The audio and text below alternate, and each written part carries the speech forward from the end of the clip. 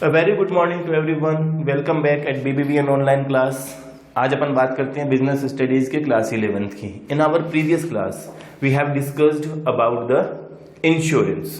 और अपन ने इंश्योरेंस की जब बात करी थी तो अपन ने इंश्योरेंस के प्रिंसिपल्स की भी बात करी थी. कौन कौन से प्रिंसिपल थे? Principle of utmost good faith, principle of indemnity, principle of subrogation, principle of mitigation of loss. ये सारी चीजों की बात करी थी अपन ने. तो आज कि इस क्लास में अपन बात करते हैं insurance, differences between insurance and assurance. अब एक नया वर्ड आ जाता है अश्योरेंस. तो अपन पहले बात करते हैं अश्योरेंस की कि अश्योरेंस होता क्या है. देखिए दोनों चीजें वैसे सिमिलर है कि इंश्योरेंस और अश्योरेंस एक सिमिलर वर्ड होते हैं, लेकिन इनके मीनिंग अलग अलग है. दोनों नेचर वाइज अलग अलग कैटेगरीज से बिलोंग करते हैं, अलग अलग नेचर से बिलोंग करते हैं. इंश्योरेंस वर्ड पर्टिकुलरली अपन लाइफ इंश्योरेंस के लिए काम में लेते हैं. जब भी लाइफ इंश्योरेंस बनाई जाती है, एक लाइफ को सिक्योर करने के लिए उसकी इंश्योरेंस पॉलिसी ली जाती है, उसके लिए वर्ड काम में लिया जाता है अश्योरेंस. और इंश्योरेंस वर्ड काम में लिया जाता है जब भी अपन किसी थिंग्स की इंश्योरेंस करवाते हैं, किसी भी चीजों की इंश्योरेंस करवाते हैं, इंश्योरेंस पॉलिसी लेते हैं, तो उसके लिए वर्ड काम में लिया जाता है इंश्योरेंस. जब अश्योरेंस की बात होती है यानी कि लाइफ इंश्योरेंस की बात करी जाती है, तब वहां पर इवेंट हैपन होने की कोई कंपल्सन नहीं लगती है. यानी कि इंश्योरर इंश्योर्ड को जब कंपनसेट करेगा तो वहां पर ये कंपल्सरी नहीं है कि एन हैपनिंग ऑफ इवेंट होना जरूरी हो. किसी भी इवेंट के हैपन होने पर जरूरी नहीं है यहाँ पर कि ये बाउंड किया जाता है इंश्योरर को कि वो उसका कंपनसेशन का पेमेंट करेगा इफ इंश्योर्ड इज डेथ और later the expire of insurance policy. जब भी इंश्योरेंस पॉलिसी एक्सपायर हो जाती है या जो इंश्योर्ड पर्सन है उसकी डेथ हो जाती है, उस कंडीशन में, दोनों कंडीशन में इंश्योरर को कंपनसेशन का पेमेंट करना होता है. बट इन इंश्योरेंस में इंश्योरर इंश्योर्ड को कंपनसेट तभी करता है जब किसी इवेंट के हैपन होने पर ही किया जाता है. यानी कि अगर इंश्योर्ड ने फायर इंश्योरेंस पॉलिसी ले रखी है तो due to the loss of fire की वजह से अगर लॉस होता है तो ही इंश्योरर इंश्योर्ड को कंपनसेट करेगा. यानी ठीक है. तो अश्योरेंस का मीनिंग अपन समझ में आया. अश्योरेंस का मीनिंग अपन वर्ड काम में लेते हैं सिर्फ और सिर्फ लाइफ इंश्योरेंस पॉलिसी के लिए. अब यहां पर जब लाइफ इंश्योरेंस पॉलिसी के लिए ये वर्ड यूज में लिया जाता है तो यहां पर कुछ प्रिंसिपल्स होते हैं जो एप्लीकेबल नहीं होते. यानी कि पहला प्रिंसिपल है एटमोस्ट गुड फेथ, एप्लीकेबल होता है. एटमोस्ट गुड फेथ के अंदर अपन ने बात करी थी कि इंश्योरर और इंश्योर्ड दोनों के बीच में एक फेथ होना चाहिए, दोनों का एक दूसरे पर फेथ होना जरूरी है. जब भी पॉलिसी की टाइम आती है, at the time of the agreement और कॉन्ट्रैक्ट, इंश्योरर और इंश्योर्ड दोनों को उस कॉन्ट्रैक्ट के अंदर अपनी जो भी वीकनेसेस होती हैं वो हाइड नहीं करनी है, छुपानी नहीं है, दोनों को एक दूसरे को बता देनी चाहिए. यानी कि ये प्रिंसिपल तो इंश्योरेंस और अश्योरेंस दोनों पर एप्लीकेबल होता है. इन अश्योरेंस केस जब भी कोई अश्योरेंस यानी कि लाइफ इंश्योरेंस पॉलिसी करवाई जाती है तो इंश्योर्ड जो है वो इंश्योरर को अपनी जितनी भी डिजीज है अपनी बॉडीज के अंदर उसके बारे में पहले से ही डिस्क्लोज कर देना चाहिए ताकि उस हिसाब से ही इंश्योरर जो है वो इंश्योर्ड से प्रीमियम का पेमेंट ले सके. क्लियर है. लेकिन अपना एक प्रिंसिपल था indemnity, principle of indemnity. Principle of indemnity क्या बताता है अपने को? प्रिंसिपल ऑफ इंडेमनिटी ये कहता है कि in case of loss insurer जो है वो इंश्योर्ड को लॉस होने से पहले की स्टेज पर लाकर खड़ा कर देता है, यानी कि वो उसको कंपनसेट कर देता है. बट इन अश्योरेंस ये चीज पॉसिबल नहीं है. अगर किसी इंश्योर्ड पर्सन की डेथ हो जाती है तो इंश्योरर उसको लॉस होने से पहले की कंडीशन पर वापस नहीं लेकर आ सकता. यानी कि इस दुनिया में तो ऐसा कोई नहीं है जो कि मरे हुए इंसान को जिंदा कर दे, नहीं कर सकता. तो ये जो प्रिंसिपल था, प्रिंसिपल ऑफ इंडेमनिटी, ये अश्योरेंस के ऊपर एप्लीकेबल नहीं होता है. दूसरा एक अपना था प्रिंसिपल ऑफ सबोर्गेशन.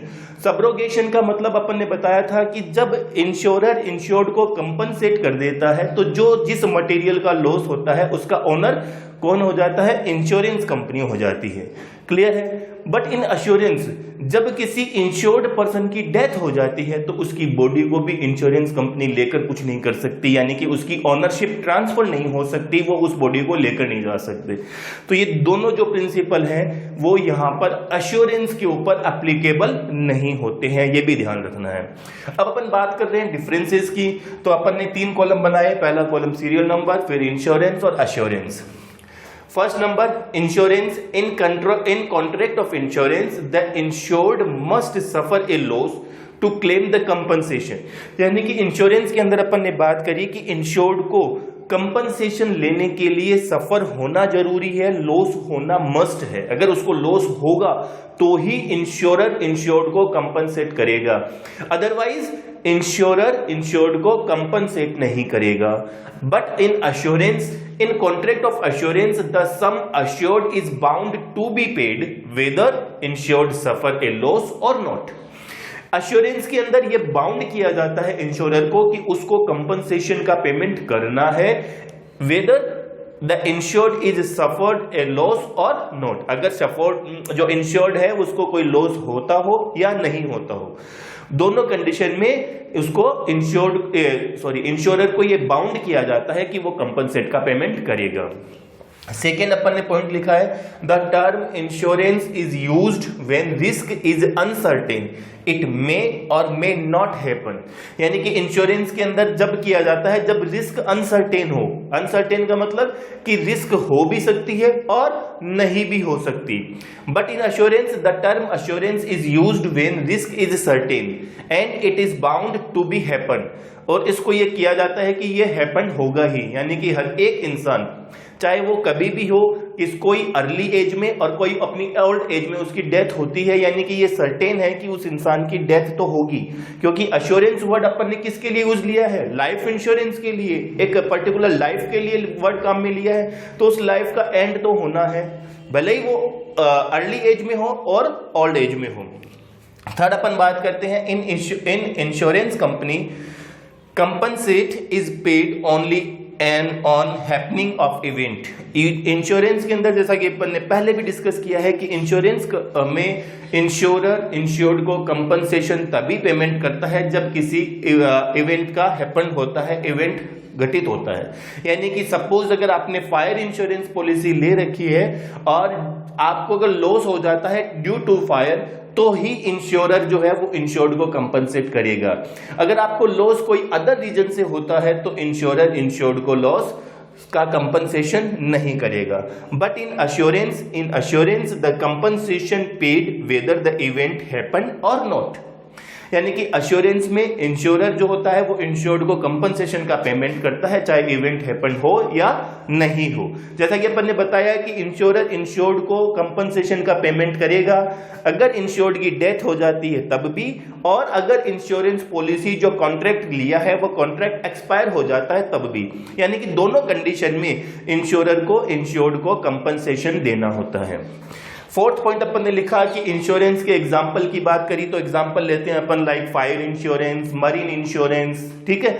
और अगर अश्योरेंस की बात करें तो सिर्फ एक ही एग्जाम्पल आता है और वो होता है अपना लाइफ इंश्योरेंस। क्लियर हुआ differences between insurance and assurance. Assurance का मीनिंग डिस्कस कर लिया। अगली क्लास में अपन जब बात करेंगे तब अपन बात करेंगे इंश्योरेंस के अगले टॉपिक के साथ में। तब तक आपको इनको रिवाइज करना है, इनको रिकॉल करना है। Thank you.